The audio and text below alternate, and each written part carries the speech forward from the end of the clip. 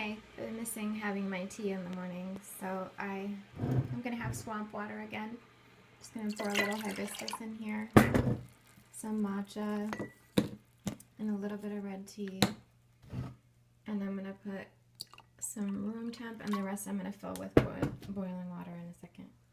Funny, actually, it does look like swamp water already.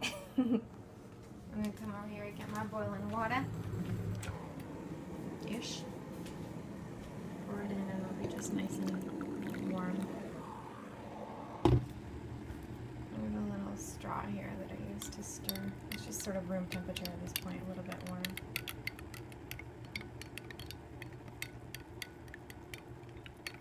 I actually use this straw a little bit to drink it sometimes because the hibiscus tea has a lot of acid in it, like vitamin C. So it's best to keep it off your teeth a little bit if you can.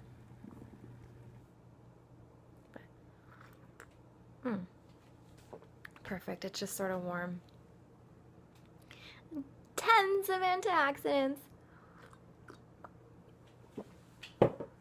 You know, that's one thing I was missing the last few days while I was binging. I was not having these teas. And I'm curious about if that has anything to do with it or not. I don't know. But I'm glad to be back in it now.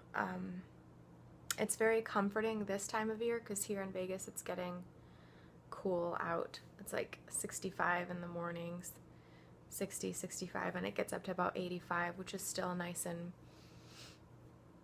I mean, it's really nice. Like, that's t-shirt and jeans kind of weather here with no humidity, so a little bit cool, which is amazing compared to Florida.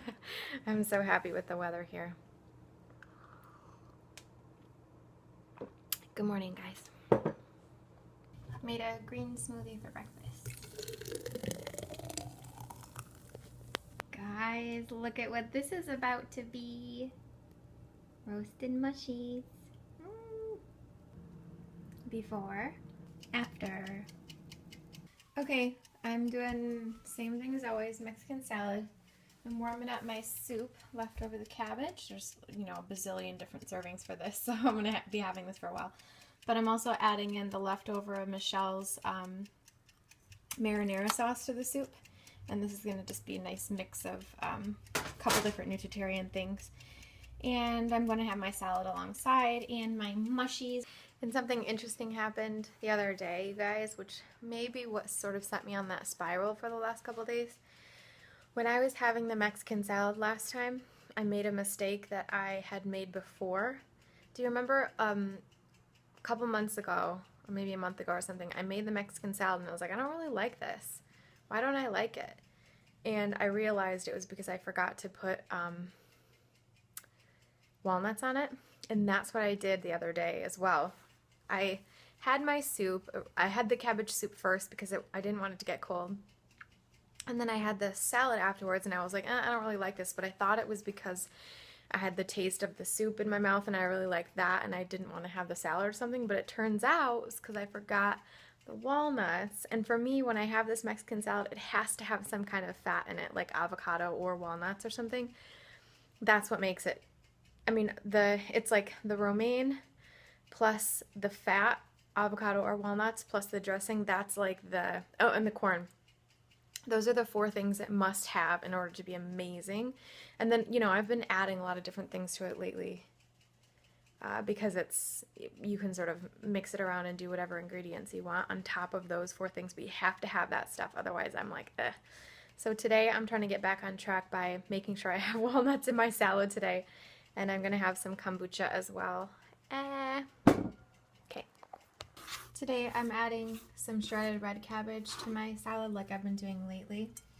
By the way, I remember a little fact from Dr. Greger's book, How Not to Die, which talks about red cabbage as being the cheapest, highest antioxidant food around. So a red cabbage is always really good to keep in the fridge because they don't go bad for a long time. So they really, really stay fresh enough in your fridge so that you can keep them in there and not have to worry. I just keep them in a plastic bag, or you could you know, put them in some type of a container or something, but just leave them in there and then you can just shred off more as you go. if a part starts to look dark, you can just cut off that part. But I mean, you can keep them really in there for like a month or more. And I've actually done that with Napa cabbage before too. I was surprised. It doesn't really go bad very quickly. So you can just keep taking off some leaves and using it in a salad or whatever.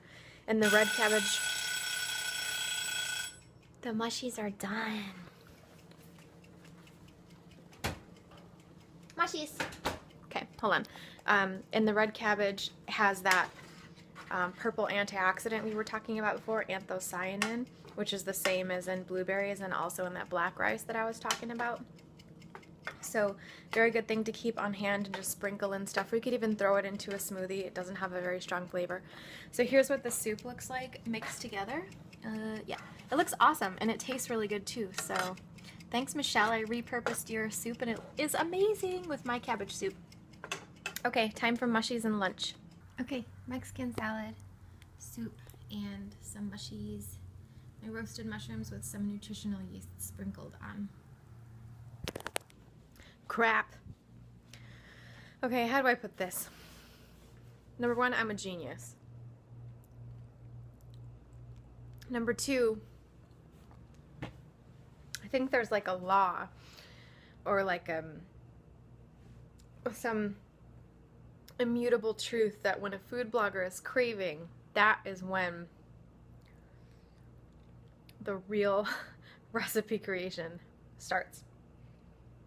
And I happen to luck out, but it's not really a good thing because it's so good that I shouldn't know that this kind of a recipe exists. Like, it's that good. It's a problem.